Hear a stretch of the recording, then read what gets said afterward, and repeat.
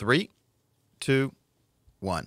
And welcome back in, folks. This week we have a very special author to talk to. Her name is Erin Botsford, and she's joining us from Dallas, Texas.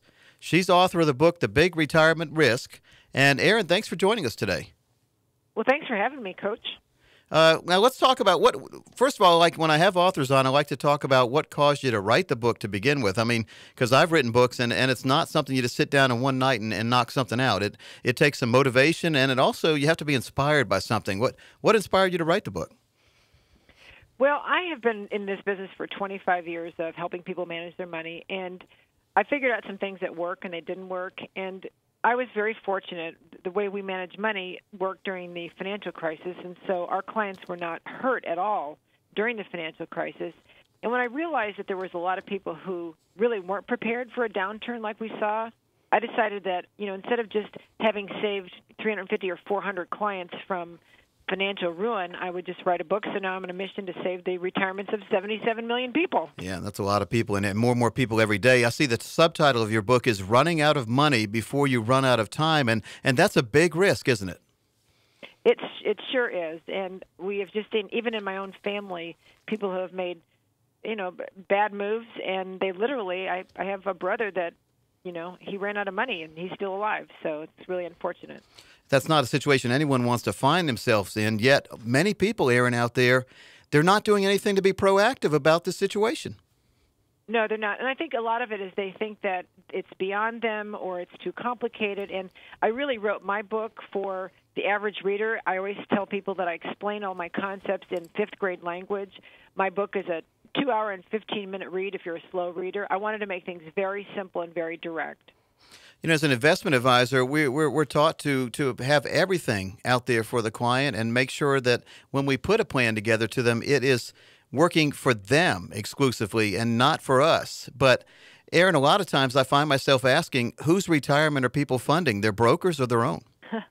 Yeah, I hear you on that. And I really think that's one of the reasons I wrote the book was I feel like we need to be able to empower people to take responsibility for their own outcomes. I always say nobody cares more about your money than you do, and you shouldn't be trusting anybody else to care about your money more than you do.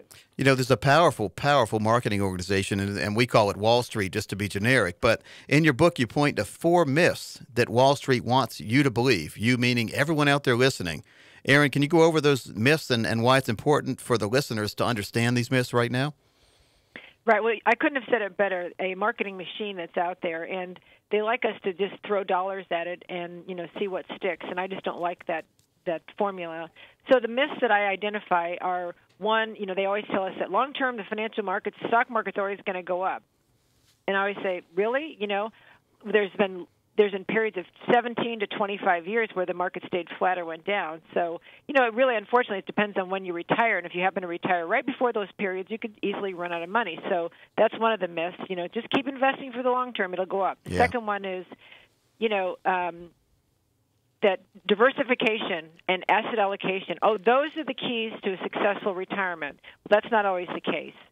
And also, the one who has the most marketing dollars, we should place our money in our trust in the people who you see the most ads, the big behemoth financial services firm. And unfortunately, I found those places to be probably the least likely place that you should have your money. And then the last one is that your net worth somehow determines your success in retirement. That also is a big myth that people need to get over. Yeah, I couldn't agree more. Folks, again, she's joined us from Dallas, Texas. Her name is Erin Botsford. She's author of a fantastic book, The Big Retirement Risk, Running Out of Money Before You Run Out of Time.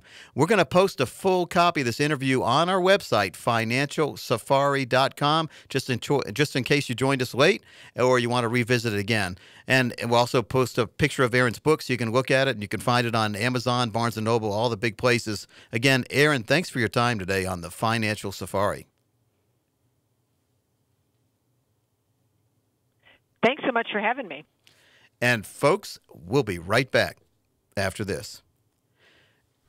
Erin, I don't know what happened there with the audio, but I'm